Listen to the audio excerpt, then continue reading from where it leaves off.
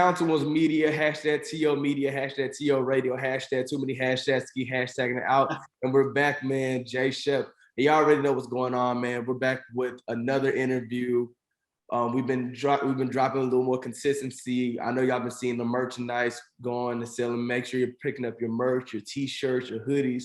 Hoodies have sold out. Those were exclusive release, but we're gonna bring those right back.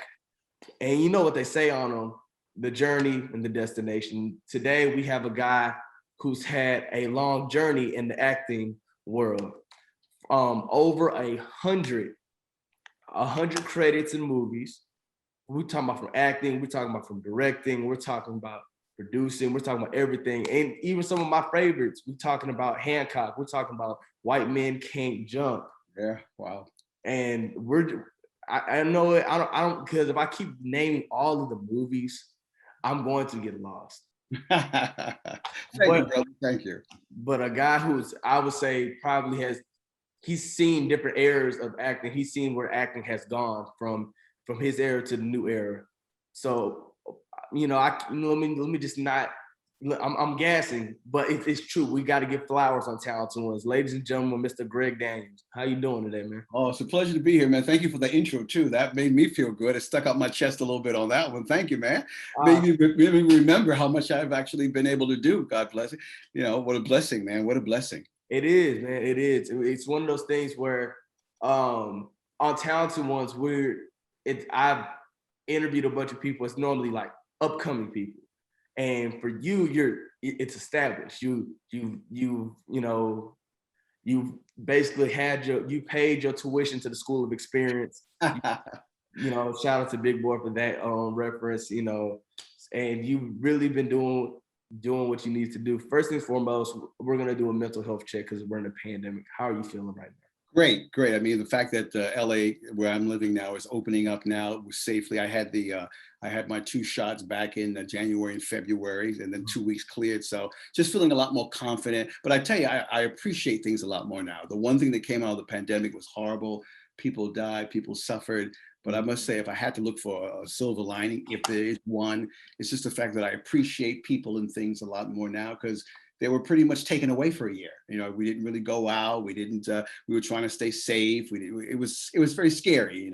We had that guy in office who was really ignoring the pandemic, and Black people were dying disproportionately. So it just feels like a weight has just been lifted up off the shoulders. Like, wow. I was just telling you before we got on the air, I went out with some friends of ours to brunch last week, and it was like, oh my goodness. I felt like, as a COVID police going to arrest me or what? And, no mask, and I could see people's faces and mouths, and we were touching each other. So yeah, I'm feeling great. I'm just so happy that 2021 looks like it's going to be a lot different than 2020 was. Whew, thank goodness, man. Thank goodness. That's a blessing. That's a blessing of the thing, because back here in Houston, we had a double whammy. So we had the Orange Man.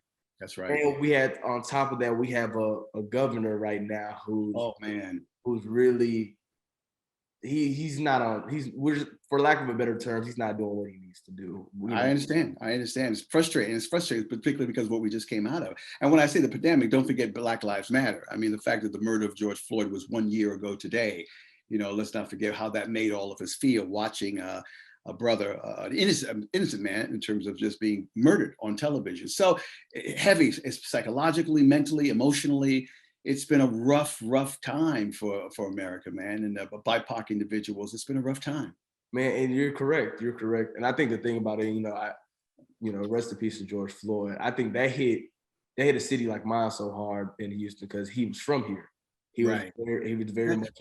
That's right. He was very much in tune to the city. Son of Houston, huh? Yeah, he was his son of Houston, man. Yeah, so he was really like true to the city and everything like that. He was a very known guy out here.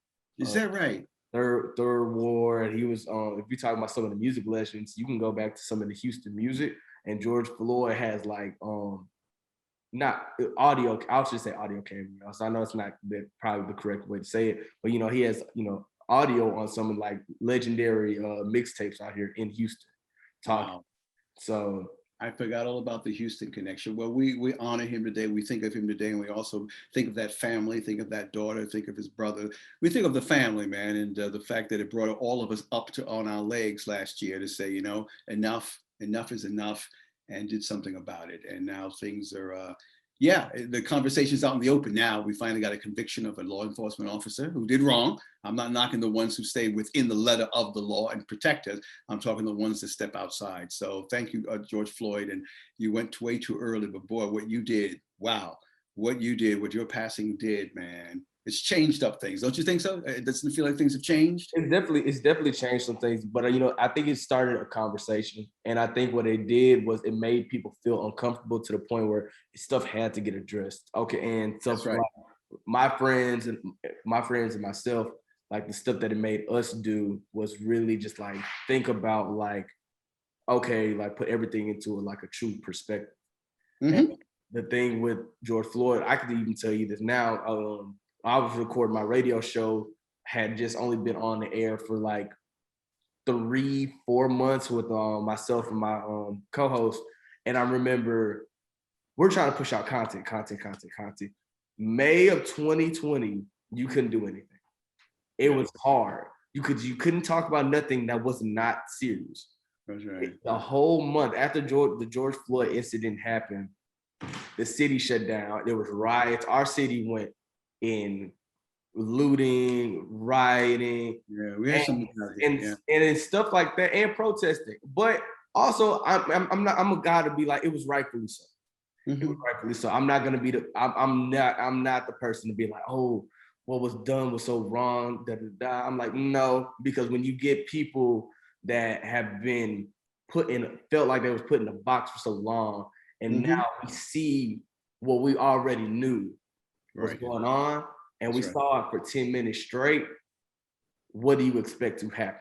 Yeah, exactly. It's almost like you called it down. But how could people sit by and watch that? And I must say, everyone's joined us. I mean, the Asian brothers and sisters, some Caucasian brothers and sisters, they stepped out there too with us saying, you know, enough is enough.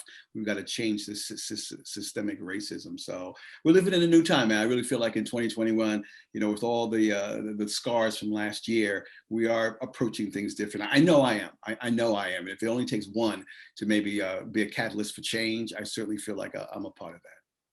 Same. I try to. What happens is, you know, a lot of people say the younger generation doesn't. We don't really talk about, have these conversations, and sit down and really put ourselves to really be in the positions to like discuss what's happening. And I feel like it's the opposite. I feel like between myself and my constituents and my friends, that's all we talk about. That's all you talk about, yeah. That's consciousness raising, brother. Consciousness raising. You know, each one teach one. Absolutely, most deaf. Right, and we could talk about this all day, but I'm glad we talked about that. You know, but we had to start doing that. We had to give our hat off to brother George and his family. We had to do that. We definitely did. Now let's get back to your acting. Let's get back to the roots. Let's get back from New York. What part of New York are Brooklyn, you? baby, Brooklyn in the house. Brooklyn, I'm proud of it too. Always claim it. Brooklyn, I come from Brooklyn, born and raised in Brooklyn, man. Oh, you're happy about the Brooklyn Nets, okay? So of course I got to be. I got to be. Yeah, I spent a long time following the Knicks, man, and it was long and cold out there. Let me tell you, man. To this day, the fact that Pat Ewing never won a championship ring hurts me to no end, boy. When I think about that, one of the greats of all time, but he couldn't bring home a championship ring like that. So yeah, I'm happy to see about the Nets. Yes. So Brooklyn born, Brooklyn raised. Where did acting come into the picture? When did acting become an interest in? You know, I was young. My father was Caribbean. He was from the Caribbean, and my mother was American. And my father, because his island was under British rule for so long, so they had a lot of habit of the British. And one of them was Shakespeare. Believe it or not, we had volumes of Shakespeare sitting around, and I actually would read it. I didn't know what the hell it meant, but I would say the language. Seriously, I would say the language, and I just, something about it, I just was, wow, something was magical about it. Then by the time I finally saw a production, a real stage play, oh my God, it's like the roof caved. I was hooked, hearing the language, watching people in costumes and the lights, and it just was like, I was young. I wasn't even in high school yet. By the time I got to high school, I knew I wanted to make this my life. I knew that's what I wanted to do. The passion in me was erupted after I saw a production. But it was language. It was language that first got me into a love of language that got me into. And I also was raised in the church too. We were raised in the church, you know, you had to go up for Easter and say your little speech that you were given, depending on, you know, the denomination you were. So used to speaking in front of people as well, because they always encourage the young ones to come up and maybe read from the Bible, read from Psalms or something. So I think being in the public, being able to speak to people in public, and saw how it affected them. See how people were moved when you did speak or what you said, and get an encouragement of the church and everything. So all that made me think, yeah, if I could, if the words I say actually will help change people's lives, or at least influence how people are feeling, that's the most powerful and noble thing I could think of to do. So for me, once that happened, I was hooked, line and sinker. That's what I was going to do. So it seemed like it was like a love at first sight or love at first read type of situation. Yes, there was. It was. It just connected. It was like having a calling. It suddenly connected. I don't know why. It just did. And I don't have performers in my family. My brother was a musician, but we don't come from a background of performers in the family. But there was something about that connection with language and speaking language in front of people and saying language that just made me go, I want to do that. I want to do that. And I pursued it. I studied it. I got a degree in it.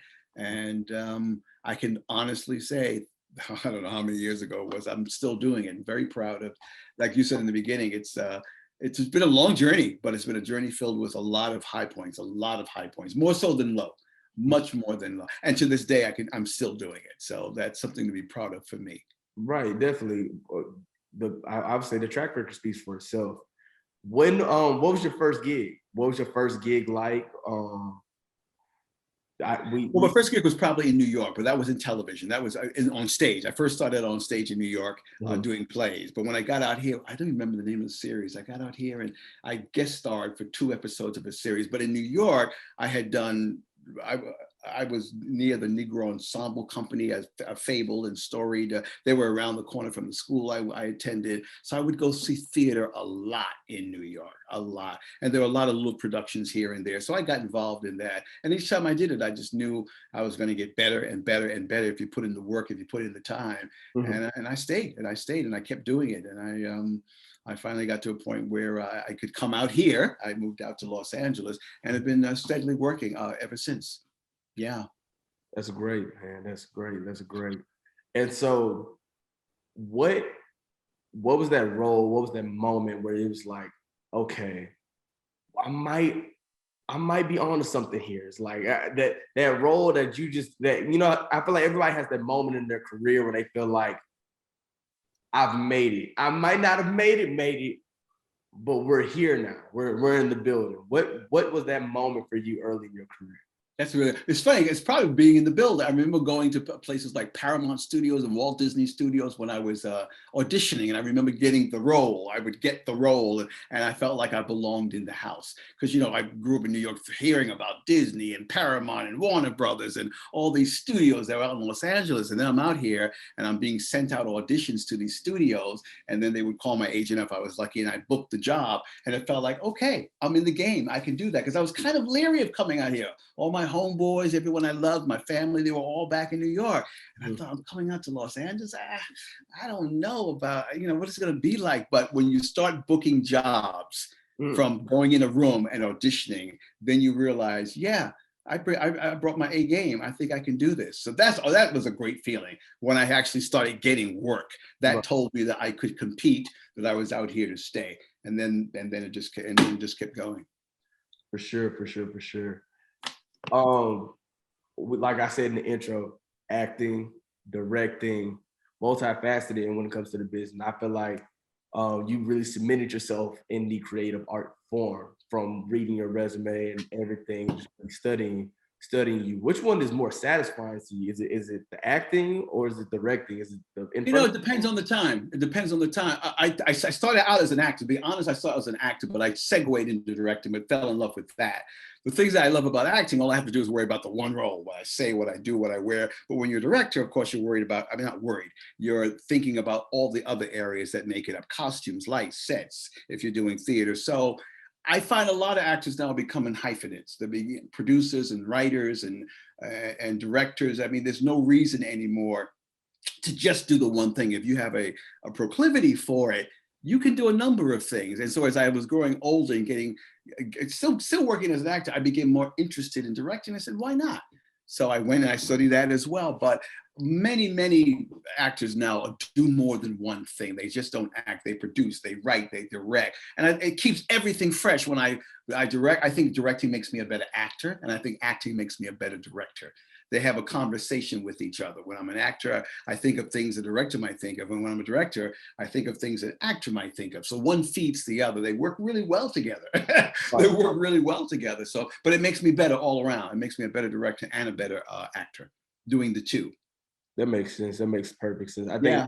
I think the thing is, being as a creator, you know, as one creator speaks of another creator, I think what happens is when you have, jokingly that I have this on, we have this one cap on. Ooh, and you might have your acting cap on one day, but then the next day it's like, you know, I might be thinking, I might have would have did that a different way. And so Right. like you've been blessed to have the opportunity to explore all your creative caps. And it keeps things interesting, man. It really keeps things, like you said, when you look at something and you're considering it not just as an actor, but as a director, it just keeps everything flowing. It just keeps, and you know, thank God I have the gift. Thank God that I was given the gift for that, because when you're given those kind of gifts, I think you're meant to use them. You may discover them a little later. It may not be in high school or college or even post-college, but when you hit on something and it feels right, it feels like you're in the correct place, then I think you should do it, especially artistic and creative. You have to do it. If you have the talent in that area and discover you have it, it'll only make you a better all-around person, not even a performer, just a better human being, being sensitive and empathetic to stories, because that's what we do. We tell stories. That's what all we're doing as an actor, a director, a producer, a writer. You're just telling stories, and people love stories. They want to hear a good story, right? They definitely do. They definitely do. You're telling us a story right now. You're telling us a life story right now, and you're actually bringing us technically a union of everything you do. And speaking of unions, you know, Seventh and Union. Yes, good segue, man. Good segue. I take my hat off to you. Seventh and Union is a film that's going to be opening the LA Latin International Film Festival on June the 2nd. I shot it last summer in the midst of COVID. We were one of the first features to be greenlit to shoot by a SAG, because there was a lot of protocols for COVID, procedures and protocol. Beautiful written story about this relationship between this Mexican boxer who's kind of past his prime, who's been hurt, and this older Black man who also missed his chance. I was a boxer, and I hit some success, but I went crazy. I'm estranged from my wife, my daughter. But in these two brown and Black bodies, somehow these men find in each other the courage and the will to take one more shot at it. It's a beautiful film. Boxing is definitely a boxing film, but boxing is just the backdrop. There's some terrific boxing sequences. The gentleman who co-stars with me, Omar Chaparro, who's really a Mexican star, he trained for months. So the fight sequences are great, but it really is about the relationship between these two unlikely guys. I must be like maybe a generation, 10 years older than the Mexican boxer, the young guy, but somehow we come together and find each other a way of giving each other one more chance at being a success when the world has us down and out.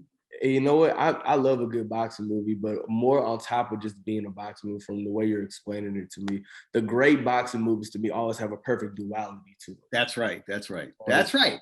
Right. You're right. The action things are great. They're fun to watch, but there's no heart of the story. It's just about two men banging each other and bloodied and stuff. That's not interesting. Okay, that was a good right hook. Okay, that was an uppercut, but that's not the story. It's like, why are they fighting? What's at stake in their lives that they need to take this fight? Now that's the story. That's telling the story. And these two men, because they're down and out, they each are depending on each other in a way to lift each other up from conditions that they just let themselves sink into, if that makes sense to you.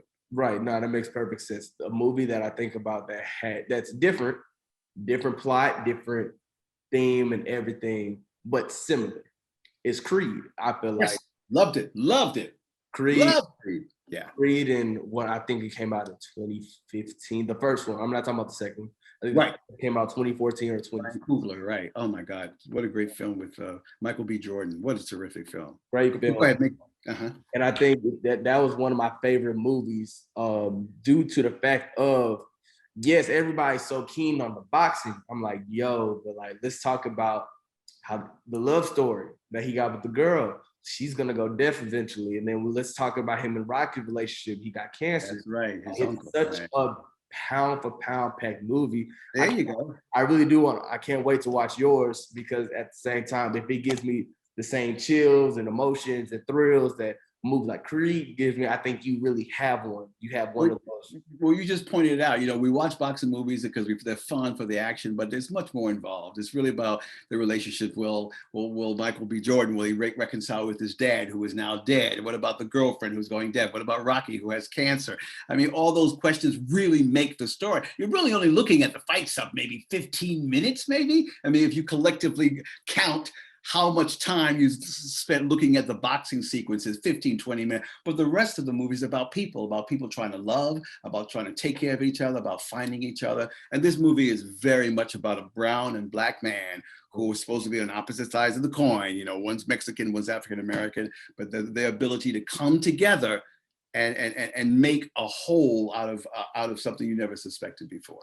And I think a lot of people, and I think that'll touch a lot of people, especially in community. One, you're in LA. LA is like Houston in the sense of the communities where it's heavily Hispanic, That's heavily right. Mexican, and obviously enough you have that the Black American part of it too. So like that's huge. That's huge as well down here. I think that.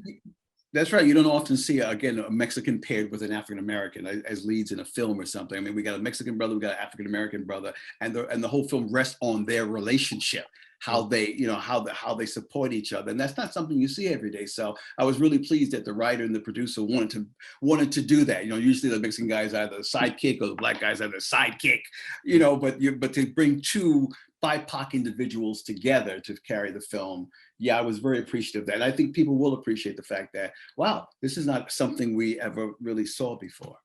Great. I can't wait to see it. You know, I definitely love movies. I'm a movie buff. I'm not gonna lie to you. So I'm definitely June 2nd, like I said, we opened the Latino LA International Film Festival. So I'm keeping my fingers crossed and looking for it. I haven't seen the whole thing. I've seen little bits and pieces, but even for me, it's going to be the premiere that night, and I'm really looking forward to it. 7th and Union.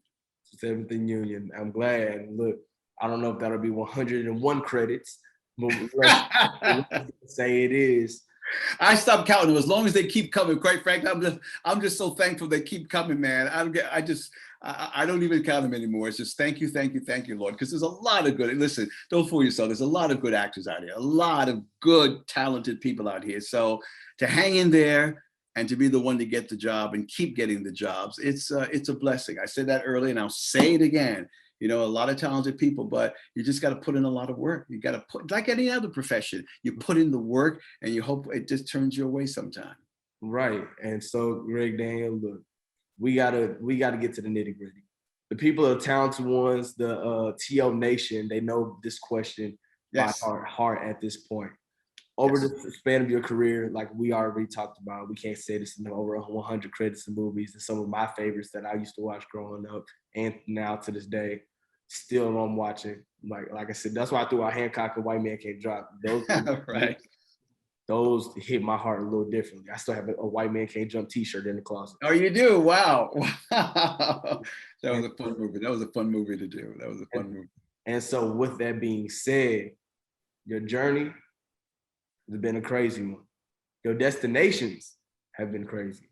So which one in your career, or which ones have either driven you, or which one has meant more to you in your career? Has it been your journey, or has it been the destination? Definitely the journey. The journey, no doubt the journey, because each time along the way, I might have had someone that helped me up or gave me a reason to go one more time or one more day. I've just met so many generous, giving people who nurtured me, sometimes coming from places I didn't even expect they'd come from, but there was someone there with a kind word or supporting me in some way. I mean, when I met my wife along this journey, had my child along this journey. So the destination is nice, but the journey, how it developed my own character as a human being, as a person, that all happened because of the journey and making those choices I thought that were right for me, but also, also helped other people. that also, because it's not always about yourself. And sometimes actors, you can get into, well, we have publicists and we have cameras on us, but listen, some of the nicest actors I know, they do a lot of work and giving back, whether it's not charity work or helping in some way. You learn along the journey that you've been blessed, so why don't you help somebody else? That takes the journey to get to. I need to uplift, each one teach one. I need to help someone else along this way. Maybe a kind word, maybe a tip, so a bit of advice. So I've had so many people that aided me on my journey that I would say it's made the journey a pleasure. The destination is nice, but once you're there, you're there. But the journey is so many surprises in the journey, so many wonderful surprises. So I'm checking off that box. It was my journey, and I've been blessed to have a journey filled with love and support and knowledge and wisdom, mostly given to me by other individuals. Definitely given to me by other individuals, for sure. That's beautiful right there. It's kind of like you said earlier, each one teach one. That's right.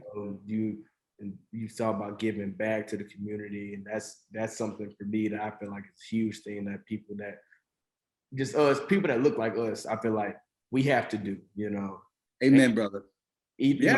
Bring one up, each one teach one, bring one up, I'm young, but someone put me on the opportunity. So like I said, we talked off air. I told you about the opportunity I had to have a radio show at a very That's right.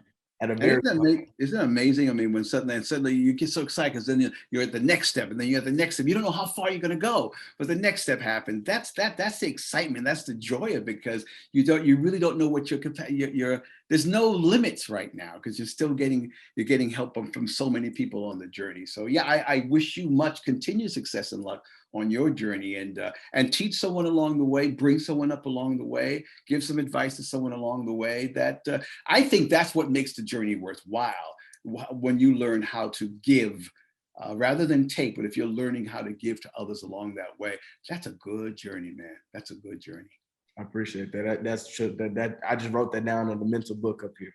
And I'm gonna definitely take that one for real. That's a big one. I'm sure you're doing it. I'm sure you're willingly doing it, and you'll continue to do it as things keep rising and you keep going more mobile, up and up. Just always remember that, because someone behind you that, wow, you say something to them, it could make a big it could make their whole day, it could make their whole year. Something you did for them, a call you made for them on their behalf, or something that you don't even know the impact you might be having on maybe a young person or someone, because you've done something to help them. So realize that we all have the power to do it. You don't have to be a special actor or a special director. Not for that. That's just being human, bro. That's just being a human being. All right, so everyone that's listening right now, y'all are getting some exclusive game right here that you probably should be paying for, but at this time, Daniel over here he's giving the game away for free, but at the same time, it's needed. These are hidden gems. These are gems that are needed to be out here. Yeah, I could talk to you all day. I've seen the great vibe, great energy. Seventh and Union. I know it's going to be a great film, just from the layout, talking to you, the storyline, the plot. Whenever I know whenever you watch it, it'll be your first time watching it, and whenever it gets to the point where it can come out to the public, I can't wait to watch it. For the people who don't know where to find you, to keep up with your story, and so they can get more of these gems that you were talking about with me on the show, can you please give them your Instagram? Oh yeah, I'm gonna give you. I've changed. I changed it, so I'm just looking it up. Give me a second. I'm caught with it because I know I changed it. Okay, here we go. Real Gregg Daniel. At the Real Gregg Daniel. Yeah, Real Gregg Daniel, and then on Facebook it is Actor Gregg Daniel. So, and then I think the other one is Official Gregg Daniel. So I got Real Gregg Daniel Twitter. I got Official Gregg Daniel, and then for Facebook I'm at Actor Gregg Daniel. You can find, and that's GREGG. Don't get fooled. Don't lose my extra G now. GREGG. He's a double G. Look, there you go. And one G is double G. Double G. That's right. Got you. I got you. And then everybody over here, look, y'all already know I have to do the shameless plug every time. Make sure y'all follow me on Instagram at King_J Shep. I always joke around, say my Instagram is weak AF, like Issa Rae said, but it's okay. We're gonna run these numbers up. Make sure y'all do the same thing on Twitter. It's the same @name at King_J Shep. Make sure y'all follow the Talented Ones page at _Talented Ones_ on IG and at talented_ones on Twitter. There's so much stuff coming this summer. This is what we call a surgical summer. You already see we're talking to Mr. Daniel, man. We talking to LA right now. We're talking we talk to actors. And so if you're not catching the wave, you're not catching on to what we're putting down, y'all just gonna get left behind. We're gonna keep there moving. you go. Listen to you. Listen to the man. Listen to the man. So just make sure to tap in with us. Make sure to tap in with Mr. Daniel. I appreciate you because I appreciate you having me on this show. I really do. I love your vibes. It's just nice, easy talking. So thank you. Continued success and get the word out there, man. Keep that content coming, please. No problem. I got y'all. And look, we got the co-sign for him. Y'all already know what's going on over here. So from Mr. Daniel, from J Shep, myself, thank y'all. Y'all have a good one. All right. You too.